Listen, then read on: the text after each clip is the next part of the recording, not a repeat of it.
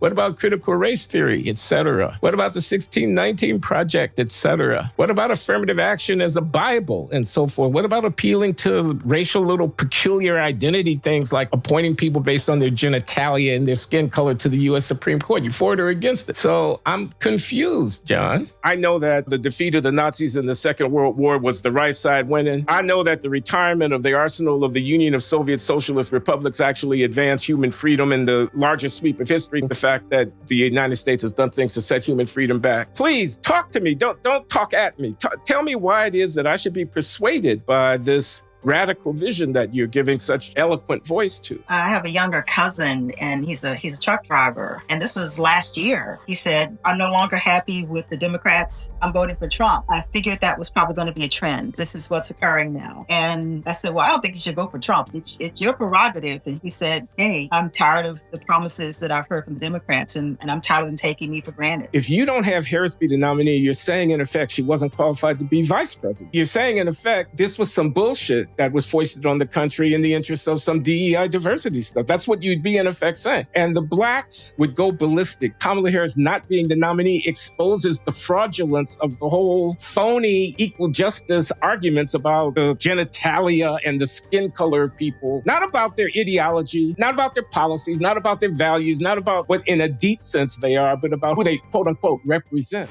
Hello, everybody. Glenn Loury here, The Glenn Show. Thanks for tuning in.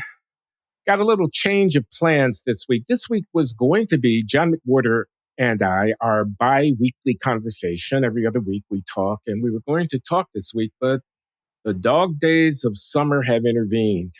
The Loury clan has gathered on the shores of the Outer Banks of North Carolina for a retreat, and this event has precluded me from being able to do my regular conversation recording with John. This week, you have a treat. It's a retrospective series of clips showing different ways in which the Glenn Show has been covering the issues attendant to the presidential election. You'll see me with a variety of guests, including John McWhorter, talking about a variety of issues, the candidates, the issues, the contest, the drama. And I think it's entertaining. I think it's informative. And I must say, my guys did a really good job pulling together these clips. So enjoy that. For this week, we'll be back next week. This is Glenn Loury of The Glenn Show, sponsored by the Manhattan Institute for Policy Research. And we're going to put off our conversation for a week, and we'll be back to see how we want to deal with the evolving drama of the presidential campaign of 2024 and related themes. Thanks a lot. So the Democrats, in your view, are better than Republicans. Here, let me play devil's advocate. People will realize that, of course, I have a great deal more sympathy for Republicans than you do. They will realize that from our previous conversations. But I just want to play devil's advocate. I should say that I felt like you did 20 years ago, maybe 15, but things have changed. Go ahead. Trump probably in MAGA. The MAGA.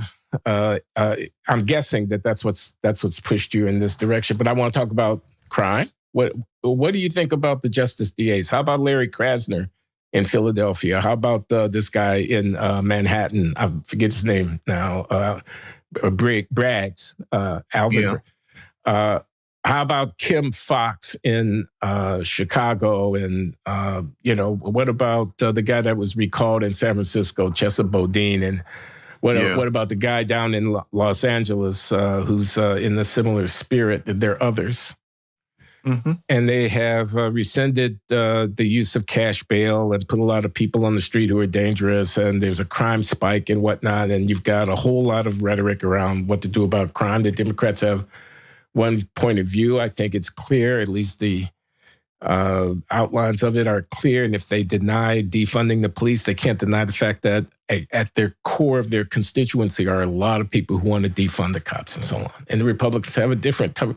So that's, what about the border? Very clearly different sensibilities, not just concrete policies, but fundamentally different philosophies about the nature of the country. The Dems got the better of that. Do they? I don't know. What about wokeness? You wrote a book called Woke Racism, for crying out loud. The guy that just got through getting a landslide Republican victory in Florida. I'm talking around DeSantis in his victory speech said, Florida is where woke comes to die. He's running against the thing that you're against. He's a Republican, John. What about critical race theory, et cetera? What about the 1619 Project, et cetera? What about affirmative action as a Bible and so forth? What about appealing to racial little peculiar identity things like appointing people based on their genitalia and their skin color to the U.S. Supreme Court? You for it or against it? So I'm confused, John. I get it. Is this Democratic thing a posture, or is it rooted in a Democratic Party preference, a posture on your part, and with respect? Or is it rooted in a comprehensive assessment of what the parties stand for and what you believe in yourself? Yeah, I get it. It would be very advantageous of me as the quote unquote contrarian, controversial Black thinker to always say, but I'm a Democrat, because I'm hoping that people won't be so mad at me. That would be very canny. But in this case, it is genuine. For one thing, I've always been. So it wouldn't be that I was a Republican for a certain time and then, saw the light or something like me. Frankly, yeah. I was raised by somebody who, literally taught a course called Racism 101 at Temple University in the 70s. So this is me bred to the bone, despite the fact that because of my reserved manner, many people assume that I must be a conservative Republican, and also because I worked for the Manhattan Institute. But the Manhattan Institute doesn't mean that you're a Republican, and talking like this and moving like this and laughing like this does not mean that you're a Republican. Now, that's not what you're saying, but frankly, it's what a lot of people are thinking. But the point is, which party seems better posed to be in the position of running a complex nation in a mature, thoughtful way at any time in the future? And so all the things you described, which I did write a book against, are one kind of Democrat who get a lot of attention and scare a lot of people because of the way they use language. And what I've tried to argue in woke racism is that we need to stop letting them scare us. And signs are, and I vary from week to week on this, but signs are that what made me so angry as to write that book in 10 minutes in 2020 is ebbing. It's beginning to pass. I think David Brooks was right the other day. Those people are winning in some sub-quarters, but people are getting tired of the sorts of things that happened in 2020. Those people are beginning to be on the ropes. And to the extent that they're not, still. So, for example, I'm disgusted at the idea that there's no real crime problem, using the numbers to pretend that there's been no uptick or that nobody has any reason to be concerned in particular districts. The idea that you let dangerous people out onto the street, all with the tacit assumption that it's what society deserves because it's not really these people's fault that they're criminals, et cetera. I have no truck with any of that, what used to be called root causes. That's what all of this is. But it doesn't always have to be that way. There is pushback against people like that. And Glenn, the question for you is, if it weren't the Democrats who were in control, if you're not going to put your hat in with the Democrats and you're going to put it in with the Republicans, what do you think they would do about crime? Because if I may, you spent an awful lot of time in your career arguing about over-incarceration. Do you think that the Republicans would not wish to do what somebody could 10 years later call over-incarceration, and it would be disproportionately Black and Latino people who are over-incarcerated? I don't see that the Republicans would have better ideas. Yes, some, but the Republican Party has been taken over by lunatics. So why would I put my hat in with them when I don't see any chance of them changing anytime soon? It doesn't seem like there's as much of a vigorous conversation among Republicans other than the 2 or 3 we know in the think tank world who have kept their sense. But in terms of votes, in terms of this mostly rural white population who are voting for them and also the new people who are coming on, what would motivate me to start pulling the lever for Republicans? I just can't see it, especially now. I thought about it in the aughts, but now? I don't have to explain why I'm voting for the party of Trump, even to myself. Okay, well, they'd be tougher. What would the Republicans do? They'd be more pro-cop.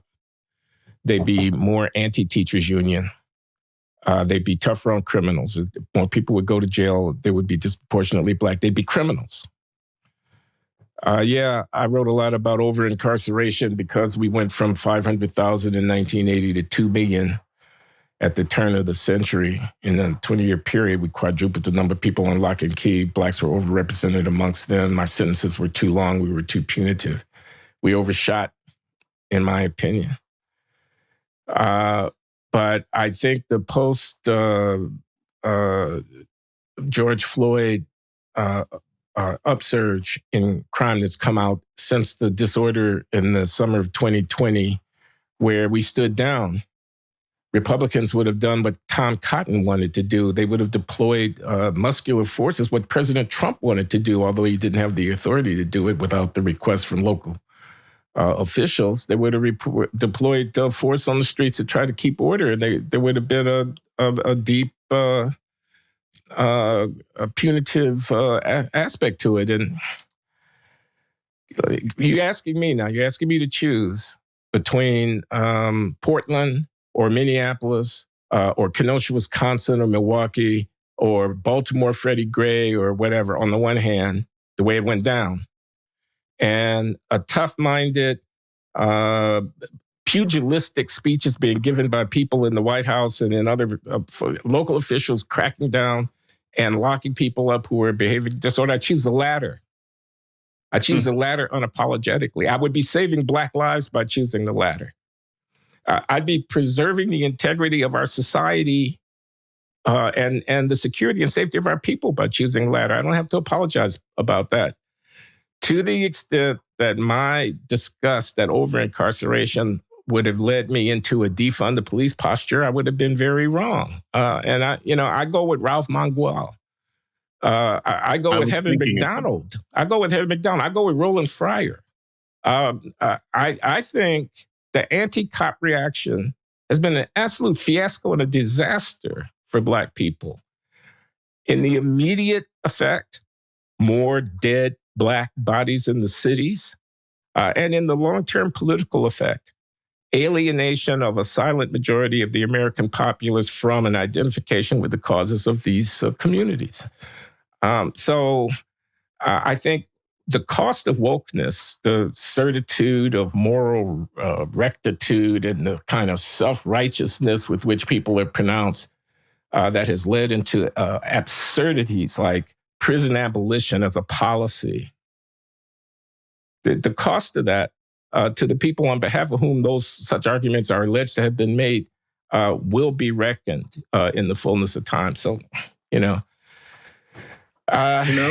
I think when I look at these cities, look at Baltimore, Democrats have ruined it. Look at what's going on in Chicago. Read Ken Griffin, the financier billionaire guy whose Citadel hedge fund just moved out of Chicago and relocated to Miami. And they're going to spend $1 billion building a headquarters in Miami that could have been built in Chicago because that city is becoming unlivable. Follow what the journalists who don't have their heads up their butts are actually saying about what's going on the streets in Chicago.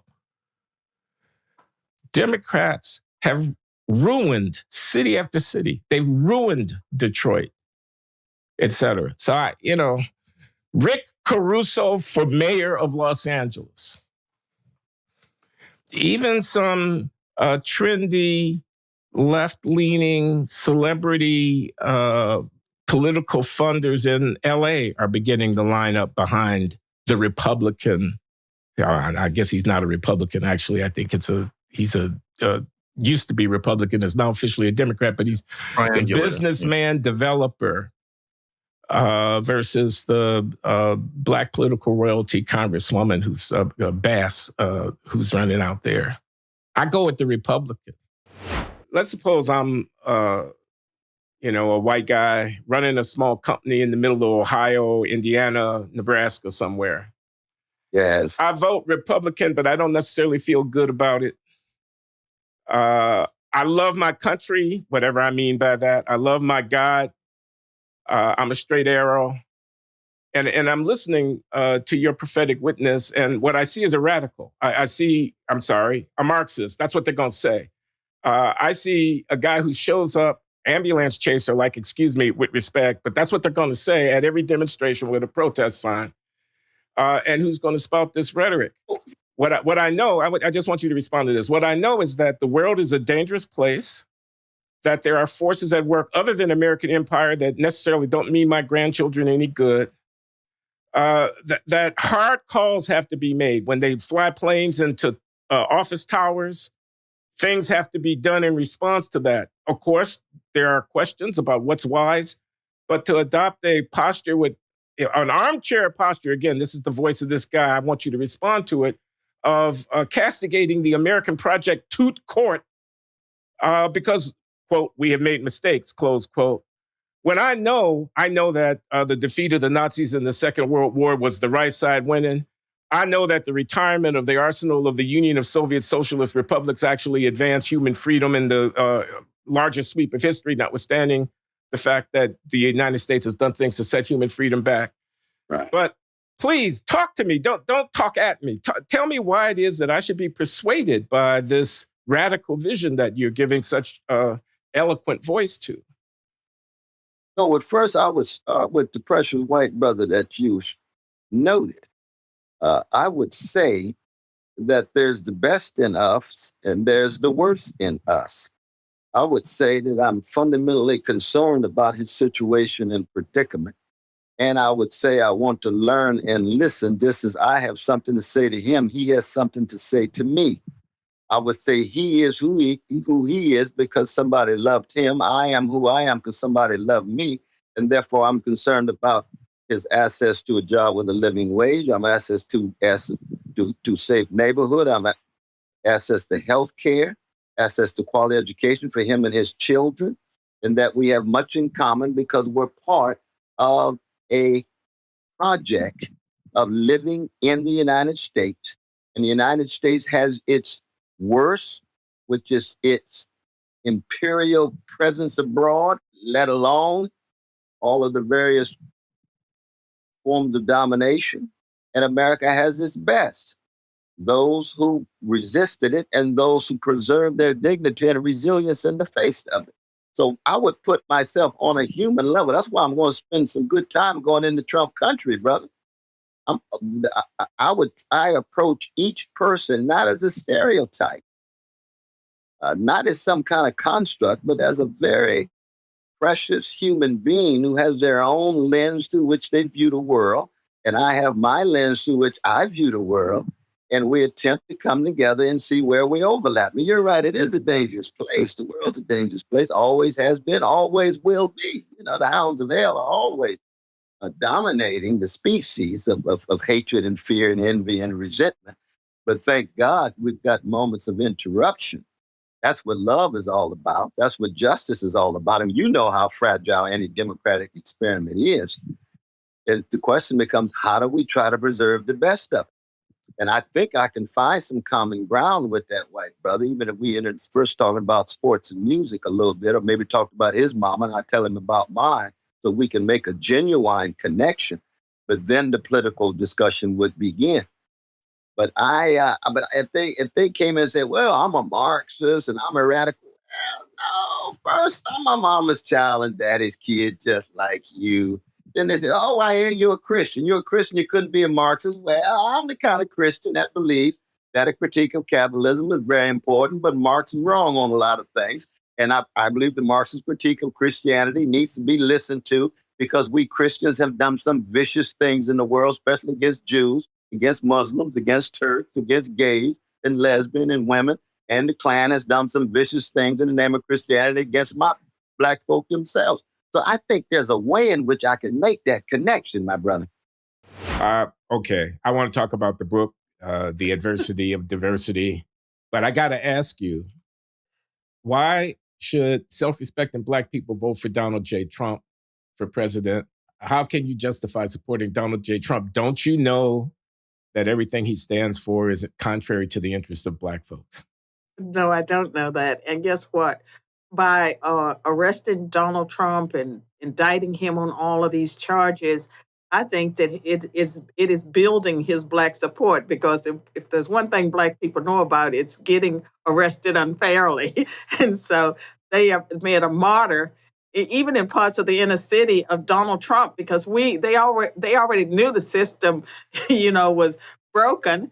And so they see all these charges against Trump. So for myself, I'm not fighting right now for Trump. I'm fighting for the American system because due process, the rule of law, I believe that the Democrats, you take this home to your sweet wife in the other room, they have weaponized law in a way that nothing holds. Nothing can be taken for granted. And so I don't rule out serving time in jail myself at some point.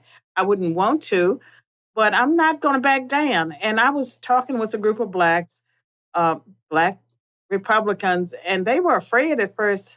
I shouldn't be saying this publicly, but people didn't want to get involved because they felt like that the feds are coming after people that were part of Black Voices for Trump, that if we stood up for Harrison, that they would come after us. Well, they're going to come after us if they want to anyway. I refuse to live my life in fear. I'm not wired that way. And so I've done a couple of TV shows, including Greta Van Susteren, about Harrison's situation, and I posted about it. And like the FBI knows who I am. If they want to start arresting senior citizens like me, well, here I am. I don't know how senior. You look great. I must say, for an old girl, you're looking really, really good. Well, thank you. Thank you. And as far as Donald Trump, yeah, I feel like he represents all of us.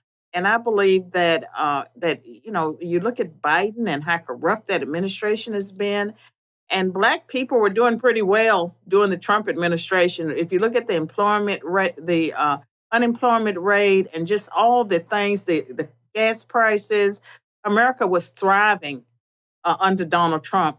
Let me mention, Carol, that Jason Riley, the editorial writer for the Wall Street Journal, has a small book called Black Boom, in which he chronicles exactly what you just said, which is that in terms of employment and income and other indicators of social well-being, African Americans didn't fare that badly under the 4 years of Donald Trump's presidency. In fact, did pretty well.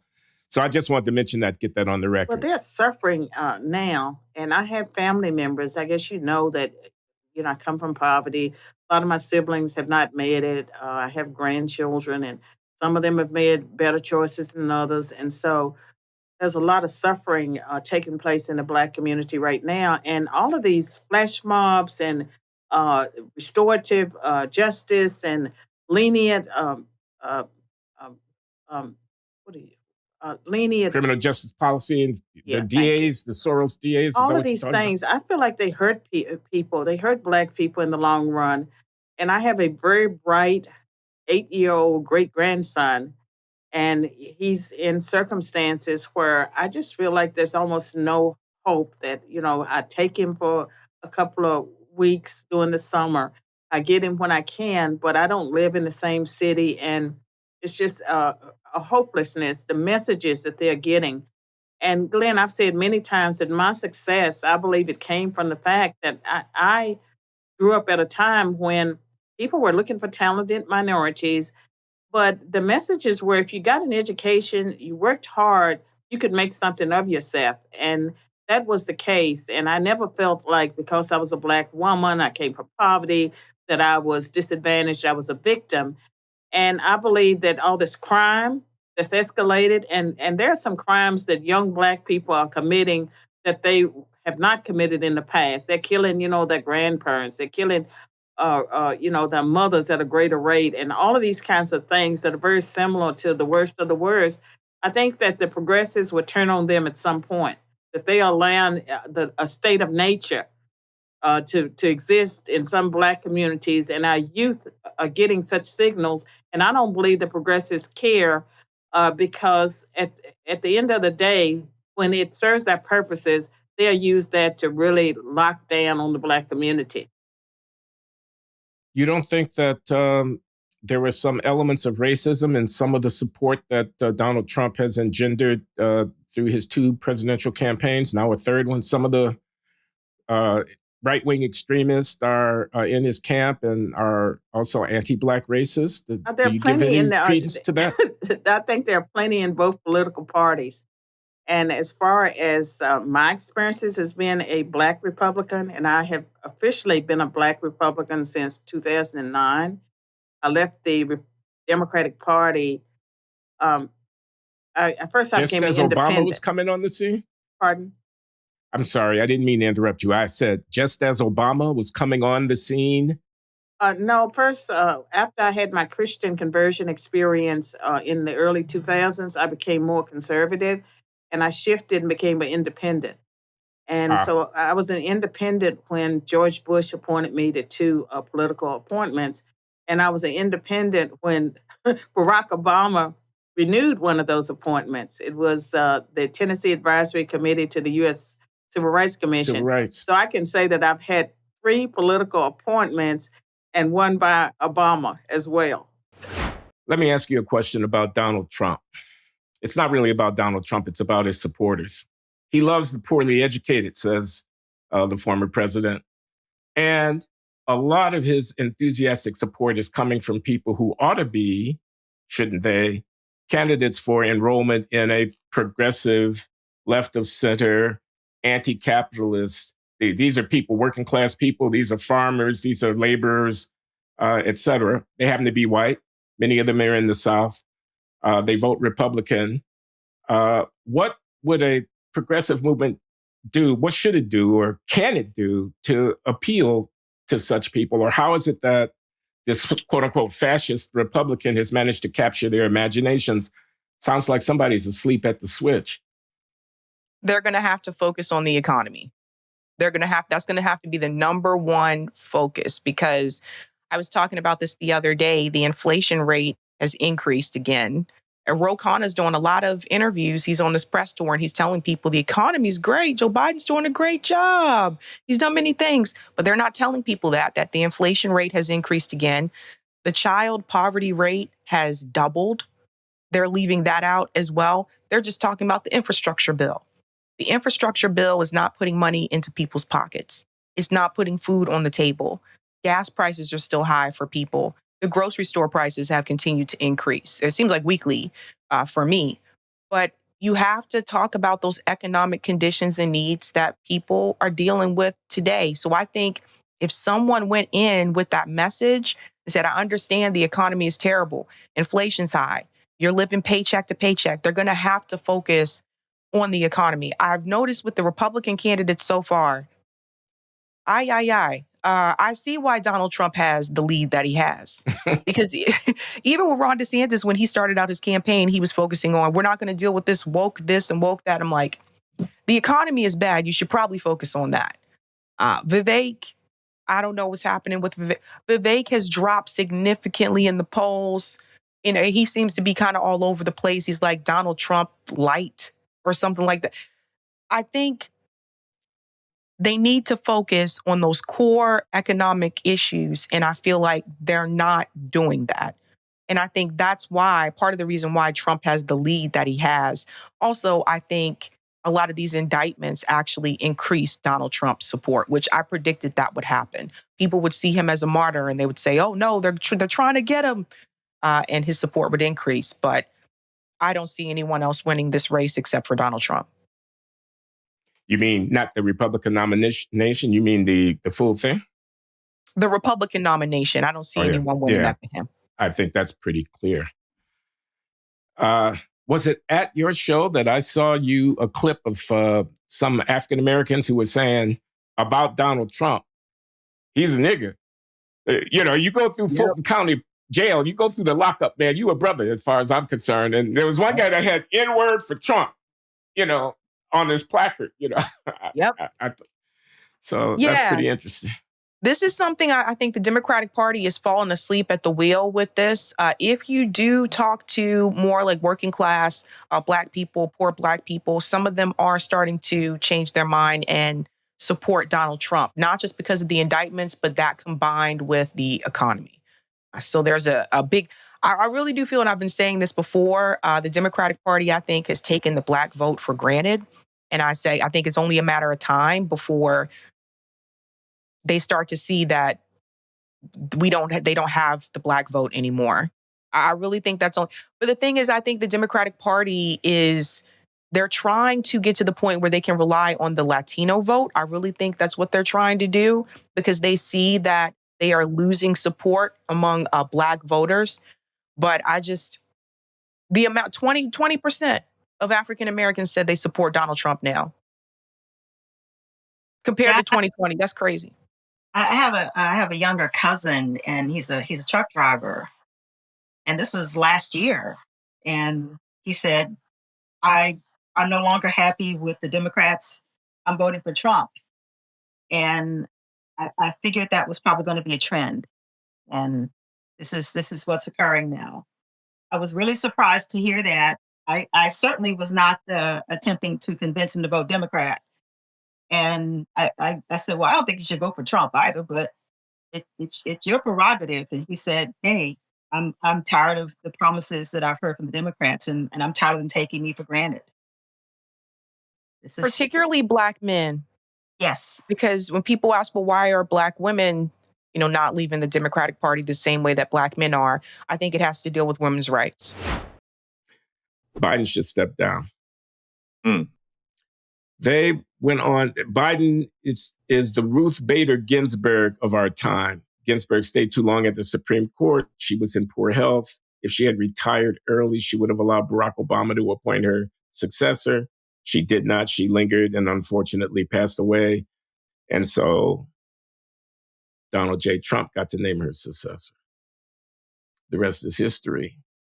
And Biden is staying too long. Last week, there were a spate of stories. I'm not going to recite them about Biden's, faux pas. Including a Justice Department decision not to pursue indictment against him on the documents retention scandal because they couldn't imagine, says the Justice Department, as it explains its decision not to indict, a jury convicting this person of willful violation, when in fact his memory and his cognitive functioning, these are my words, but this was to the effect, is such that a jury could easily be persuaded by the defense to acquit, and therefore we're not going to bring the case. So Biden is taking a lot of hits, and this became the subject of Maher's interchange with his guests on the panel, Caitlin Flanagan of The Atlantic, and Bob Costas, the fabled sports reporter. That's a great trio up there. And they were basically saying, oh, it was just those two. Oh, okay, yeah, it was Maher with Caitlin Flanagan. Coleman was the intro segment that he does a one-on-one with. Yeah, before the panel. They were saying Biden should step down. They were saying he's clearly in compos mentis, and they want an intervention. They want the party at the convention to, have an open convention challenge, and if he doesn't have the good sense to voluntarily step down, then remove him as the party standard bearer because they are fearful that his status will be so enfeebled as to cost him the election. Because it doesn't look like the Supreme Court is going to, this is based on oral argument in the case that where Trump is challenging the disqualification move based on insurrection and 14th Amendment considerations, taking Trump's name off the ballot as has been attempted in several jurisdictions, and that argument is getting to the court. And that trio that I just got through describing at the Bill Maher show don't think that the outcome of that procedure is going to be what they want. In other words, the Supreme Court is probably going to uphold Trump's objection to being removed from the ballot for 14th Amendment reasons. I'm not asking you or us to parse that. I'm just reporting that's what they think. And because that way out doesn't seem to be available, and besides, I would say it should be taken even if it were available. We had that discussion before. You have to defeat this guy. You can't get him out of contention on a technicality. That's laying the seed for trouble for the foreseeable future. That's a bad move. But in any case, talking about all of that. So I don't know. What do you think about that? I like the argument. I thought Ross Douthat did a particularly good job on it in a recent Times editorial. I don't think that Biden has dementia, but he's slowed. He has slowed down even over the past 4 years. And it's to the point where his general appearance is so underpowered in a market where charisma is necessary to win an election. He just doesn't have it anymore. It's not his fault.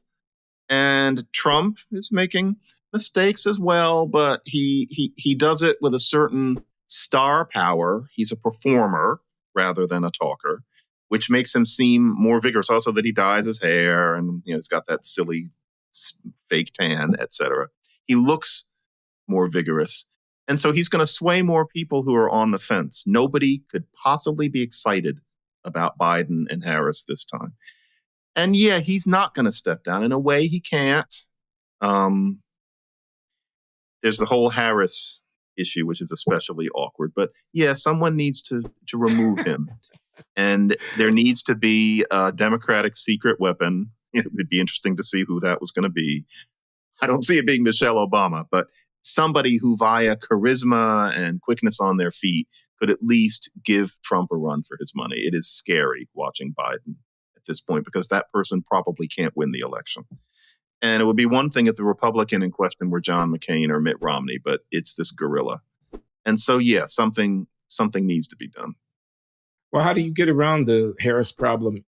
No matter what happens, he can step down and she's the default person because she's the vice president.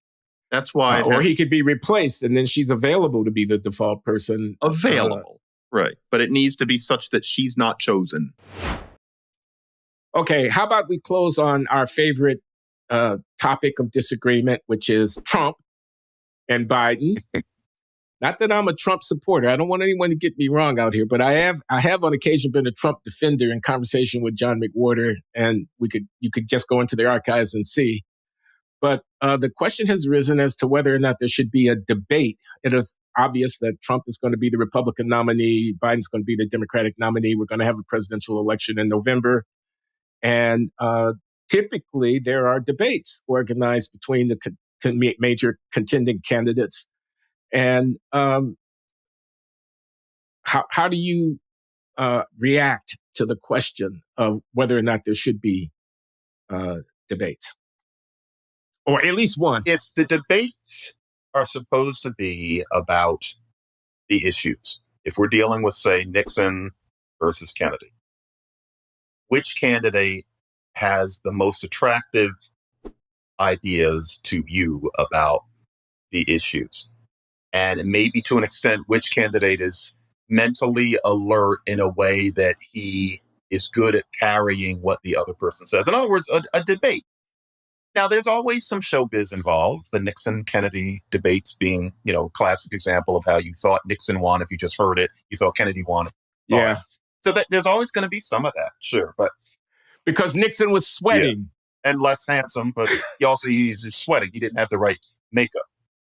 But in this case, and I guess I'm going to seem like I'm beating a dead horse, but I genuinely feel Trump is not capable of engaging in what we would call a debate. I don't mean that he's too stupid to, well, yes, yeah. I do, but I do think he's not smart enough to grasp the issues. But more to the point, he won't engage in debate in that way. All he's going to do is beat his chest and roar and do that thing that he does. He can't debate. So we can call it a debate, but all it'll be is Biden trying to make his points and the other person just roaring and screaming and ridiculing and name calling. That's not a debate. I would rather that Biden do some nice town halls by himself and Trump keep doing his rallies. Why bring them together?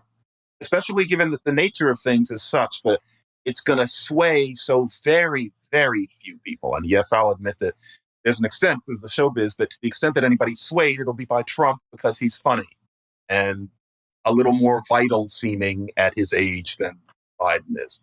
But mainly, Trump can't do the thing we call debate. All it'll be is a show. Why do it? I'm not sure I see the reason to put them on the same stage. But you do? Well, I think that people are entitled to see their prospective presidents comport themselves in public in response to questions. And by the way, it's not just the two people there. They're also the journalists who are putting the questions to the candidates. The quote unquote debate does involve some back and forth, but it also involves some between with the journalist as intermediary between the candidate and the audience. Explain yourself. Explain yourself under pressure. Explain yourself when there's a rebuttal that's coming back at you from the other side. Tell me why what you believe is what it is that I should endorse. And so But Trump can't do I that. think, well, in which case, he won't answer the question. He'll just roar and perform and call me. he will show himself to be, if that's what he does, precisely that, someone who doesn't answer the questions. We should have the opportunity to put the questions to him and to have him respond to the arguments that are made by the other side and vice versa. And if he doesn't do it, then he will have failed. I mean, we're back to this. You really don't trust the people to glean from such an encounter the messages that they should glean. You think that they're going to be duped or take it enough to affect this the outcome of an election. Outcome that we have. Yeah. More to the point, though. And it sounds, I mean, given that Biden is feeble, that State of the Union was forcefully delivered, but the general problem of Biden walking across the White House lawn to get to Marine One helicopter to take him someplace, and you have to hold your breath wondering whether he's going to stumble along the way, is a real problem. I'm going to take such a drubbing in the comment section that I want to make it clear. My main reason for not wanting the debate is not that I'm worried that people would be swayed and that he would win, because I don't think people understand the issues, etc. I mean, let's face it. We've all always known that most people don't follow politics closely. That is true, but that's not my main reason. My main reason for it is just thinking Trump is incapable of answering questions. Trump is incapable of actual debate.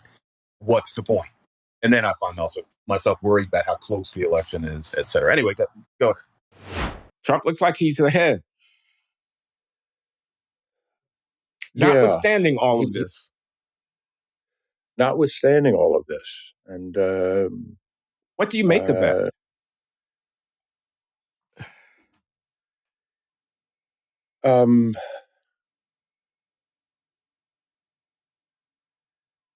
There's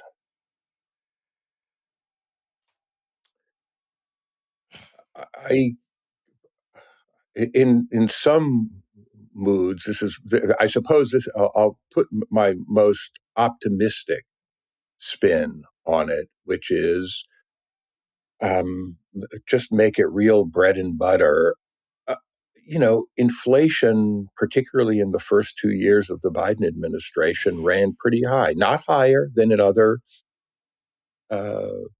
countries in Western Europe, but it ran pretty high, and it ran ahead of wage gains. And so the mix of wage gains and high and record level employment and some interesting bipartisan legislation just doesn't loom as large for people, understandably, as the fact that there has been this erosion of earnings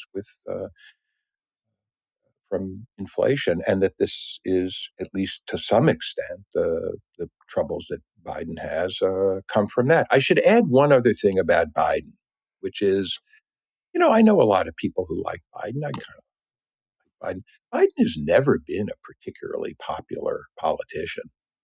I mean, he was successful from an early age as senator in Delaware. He ran in '88 and he got run out of town because he was plagiarizing from Neil Kinnock's speeches. He tried again in 2008, and nobody even remembers that. I mean, and then he was not doing so well in 2020 initially, till South Carolina. And he basically won, I think, in 2020 because everybody else was running to his left.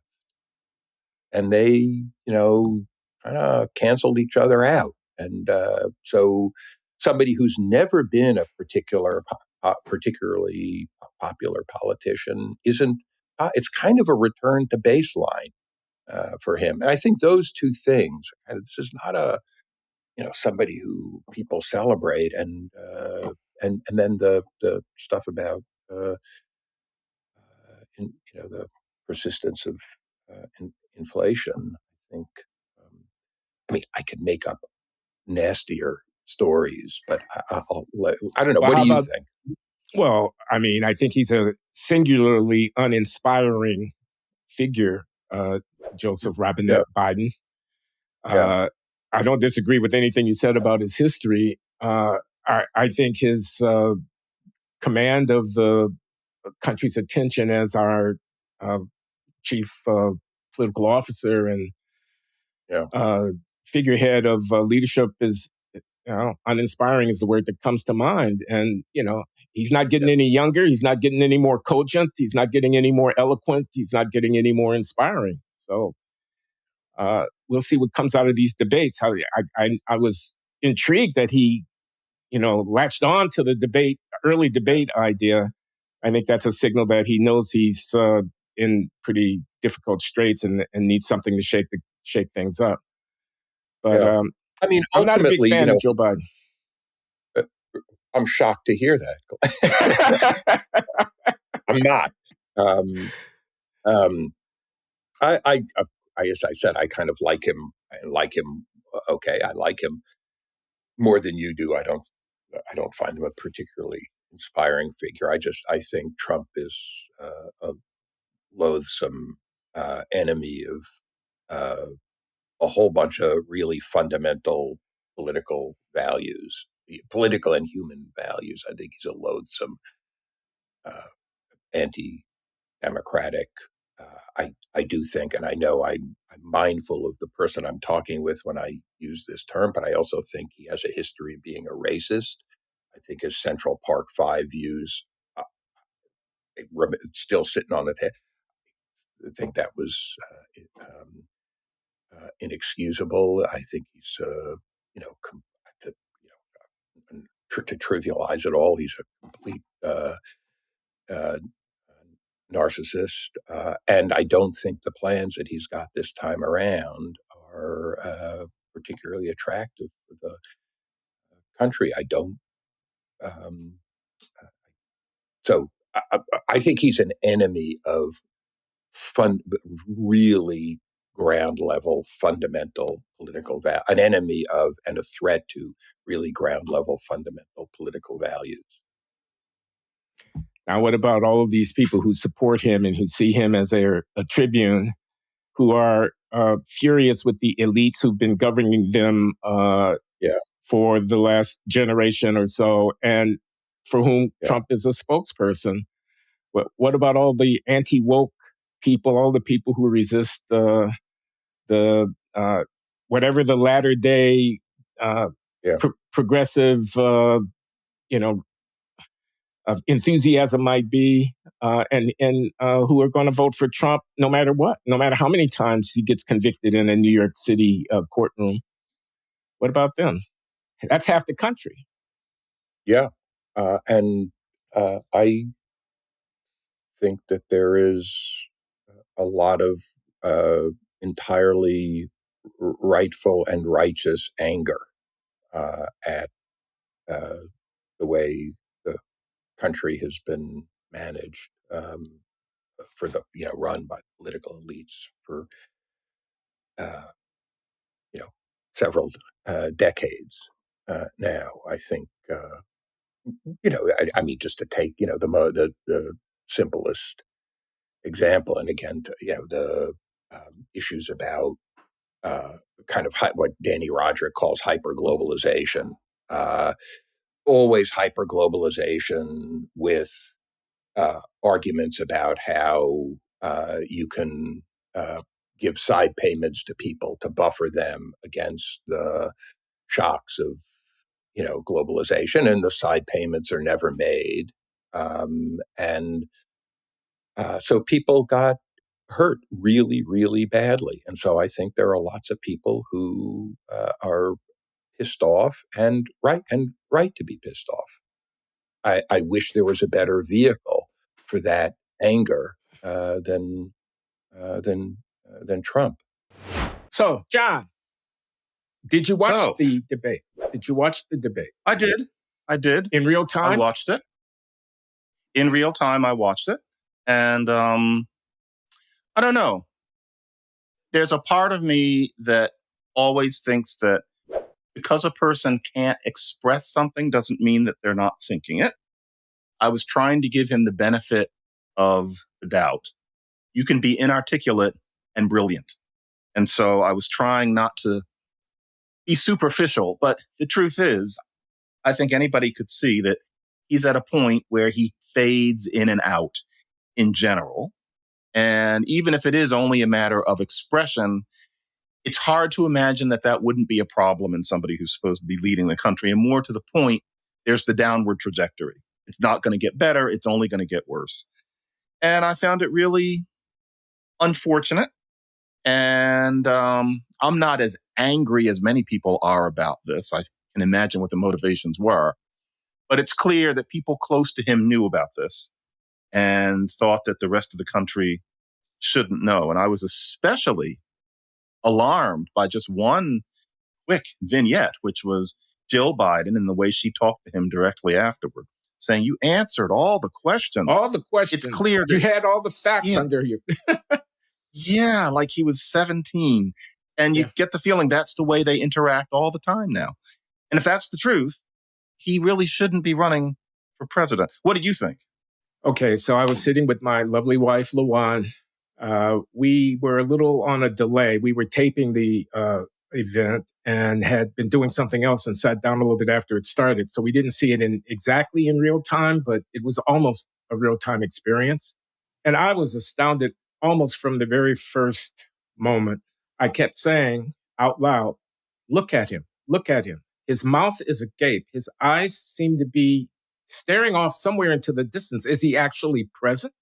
And then when he had that fumble very early on, the one that ended in, "We finally beat Medicare," or words to that effect, but which was completely incoherent, and he kind of got lost halfway through it, maybe forgot what he was trying to say. I don't know. I said, "Oh my God, can this really be happening?" I was absolutely stunned by that. It got a little bit better as it went along, but not much. Your man, your nemesis, the orange man bad, came off looking pretty cogent. He didn't look like an idiot and a baboon. He came off looking like the other guy in the debate who had halfway had his shit together. No, he lied. I agree. He said a lot of stuff, and he was demagogic. This is Trump.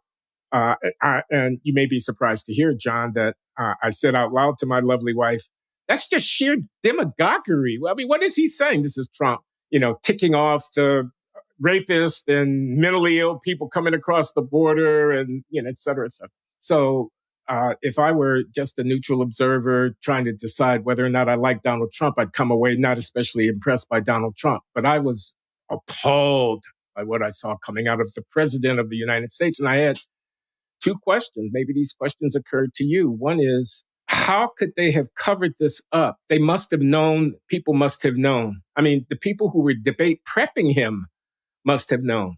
So in a way, they lied to us that this was something of a concealed, scandalous fact that the public had every right to know, but had to learn itself on debate night and couldn't rely either on the press or on people around the administration to tell us the truth about the president's condition. I thought that was scandalous. But I also thought, well, who's actually running the country? I mean, if a back channel communication comes in from the Putin regime about how things might go forward more amicably or less bellicosely is not a word. With less bellicosity, I think that is a word.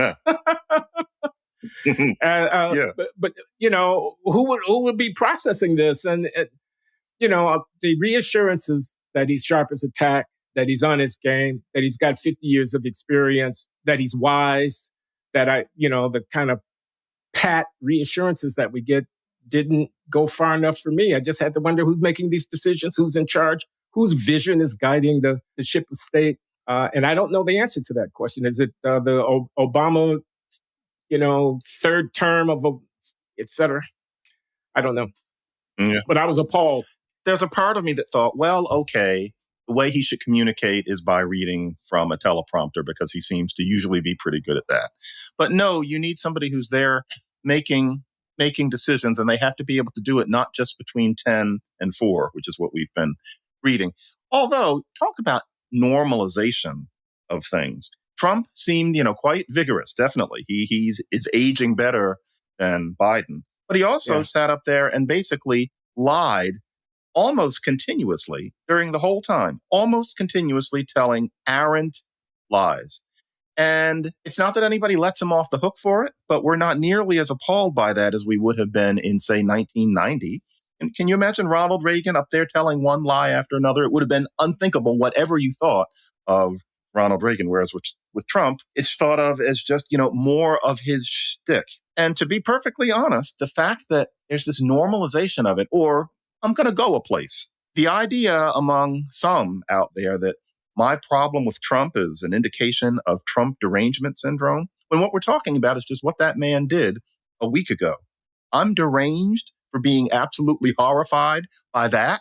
It's not his morality. I'm not talking about that he had sex with somebody. I'm talking about that. So yeah, I really think that in a different universe, we would be thinking, my God, both of these things are absolute horror shows. But yes, we have become used to somebody proposing himself as president or being president who never tells the truth. That says a lot about where we've come. But with the person who is president, yes, obviously there's a terrible problem. Okay, this is from Michael. What do you make of the GOP's identitarian attacks against Kamala Harris since she became the presumptive Democratic nominee? Harris, by the way, has 20 years of service in various elected offices, DA, state attorney general, senator, vice president, none of which had or has a reputation of being easy for Black people to attain. When Biden chose Harris as his running mate, she was far more qualified for the position than J.D. Vance was when Trump chose him. And Vance was indeed chosen in part because of who he was and where he came from. So that's Michael's question. John, Kamala Harris, presumptive Democratic nominee. Well, I mean, that's certainly a good point. To be honest, I mean, yes, as has been said by a few editorialists, J.D. Vance is a DEI pick himself. Oh, really? in that, yeah. But well, then everybody's a DEI pick because everybody has an identity. I'm not sure I follow what you're saying. In that he was chosen partly because, well, no. Let me take that back. Of course, when you have VIP candidates, there are various reasons that you choose them. But I was particularly moved by Lydia Polgreen's editorial in the Times the other day, where she was just saying that, Vance would have been an affirmative action pick at Yale because of his background. He wasn't chosen just because he was J.D. Vance. It was because of what he represented. And yet we don't think of him as DEI in the same way as we would think of Kamala Harris. But, he got a leg up based on his background, and he's, talking an awful lot about that background. That's why we know who he is. So, Can I comment on that? Because I find that to be very interesting. A weaponization, it's a bank shot. It's a kind of reverse English on the DEI tip. And it's really about qualification. How smart is J.D. Vance and how smart is Kamala Harris? Those are the real questions. Mm-hmm. Okay. So J.D. Vance wrote a best-selling book called Hillbilly Elegy. That's not too bad. He got through Yale Law School, and I assume he didn't do that badly there. That's not too shabby. I don't know a lot about his career, but I gather that he made a name for himself working under Peter Thiel and some kind of venture capital stuff with the smart finance guys. I assume that's, he decides before he's 40 years old to get himself elected to the Senate from a big state in the United States, Ohio, and served there more or less ably. He looks a lot like Barack Obama to me. J.D. Vance looks a lot like Barack Obama, except he came from a different slice of America and he has a different ideological orientation. Think of what it would have meant to call Obama a DEI candidate. So there's real fraud. There's real DEI fraud going on, which mostly involves people of color getting appointed to jobs for which they are not qualified, like the president of Harvard University. There's real DEI. And then there's this smear kind of, you're not really qualified in the face of somebody who's actually done something. That is J.D. Vance. J.D. Vance has actually done. I'm not comparing him to Kamala Harris. She can speak for herself. I'm just saying, not too shabby. J.D. Vance, not too shabby a resume for somebody who's not 40 years old. I mean, come on. He's not qualified. He's a DEI. Come on, that's bullshit, John, in my humble opinion. I didn't say that he wasn't qualified. It's just that you could say that he was chosen for reasons other than how good he is for example, being at Yale. I'm not saying that was a bad thing. I'm not against that kind of preference in itself. The issue is just whether or not he was as good as everyone else. I genuinely don't know. I don't know what his SAT Okay, score. I guess I can't speak to that either. And my argument is the presumption should be that he was, but I don't know. But with Harris, with Kamala Harris, and what bothers me is a kind of a bait and switch that's being pulled, which is that Biden openly said, I'm going to pick a black woman. So that leaves out everybody but black women. And that means that Kamala Harris as being a black woman was quite crucial to her being picked. And so you can call that DEI, whether it's the good kind or the bad kind, but it's there. But then it's become unfashionable this week to say she was a DEI pick. And so it seems as if you're supposed to think that DEI is a wonderful thing, but then you're not supposed to state that anybody was chosen because of it, which is just like with affirmative action, which is essentially the same thing, where you're supposed to love affirmative action, but a black student is insulted if you say that they were admitted because of affirmative action. I find that a little hard to have a coherent discussion about. I agree with you 100% on that. It is, in my view, a reflection of the corruption of the whole thing. You want the honor attendant to meritocratic selection. You want to be able to say to the person, the black person whom you're putting in this position, you rightfully can garner the honor and status associated with this appointment. On the other hand, you want to, and therefore, if I call to your attention the fact that you've been benefited by affirmative action, I'm somehow undercutting the honor. So, for example, Kamala Harris is going to be, we're going to have the first woman black vice president. This is Biden. We're going to have, I'm going to do something for his history's sake. Then the idea that she might not be competent for that is a complete contradiction to what it is you're trying to do. On the other hand, you wouldn't have to do the extraordinary measure if you were overrun by competent people who were doing. I mean, they would just be there. They would just be doing it. It wouldn't have to be a designated program. Behind all of that is the presumption that there's some unfairness that has heretofore prevented qualified people from being able to emerge into these positions. But you're comfortable that Kamala Harris, Vice President Kamala Harris, is fit to represent the Democratic Party and to lead the country. I mean, isn't it really extraordinary, her being catapulted into that position from obscurity? 3.5 years of service under President Joseph Biden, in which she's been essentially a non-entity, and then to be foisted on us as a standard bearer for the major progressive party in the United States. Who's really in charge? I want to know.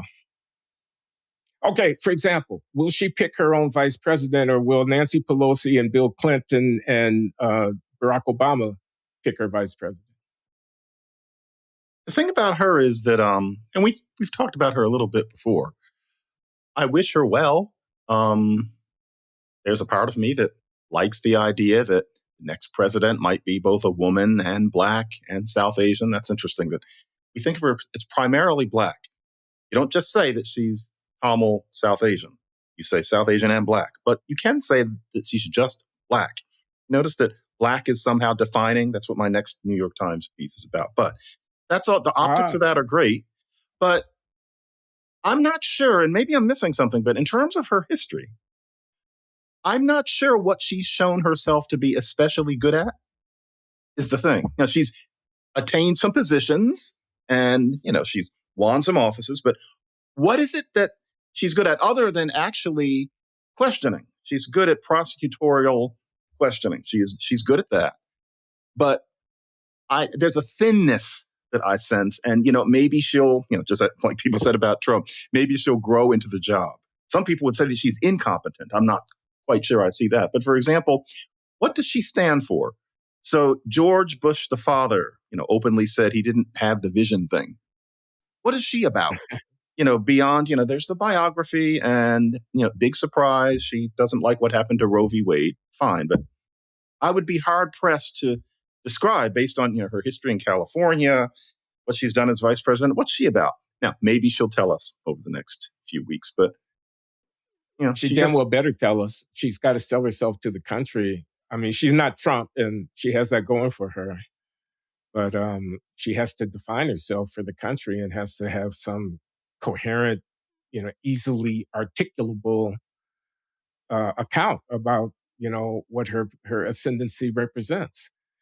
It's going to be hopey and changey, and we are the ones we've been waiting for. And fight. We fight. When we fight, we win. And don't turn back the clock to the 1950s and whatnot. She's not. I don't know. She's not great off the cuff, actually. She's good at asking questions, but when she has to answer a question, she tends to retreat to boilerplate. She says the same thing over and over again. That's fixable at her age. And I'm not knocking her because she and I are the same age, but it's fixable. Whereas with Biden, it's clearly a matter of decline, and Trump doesn't have to try. But she needs to be better at giving real answers to questions. And I'd be interested to hear what those real answers are going to be.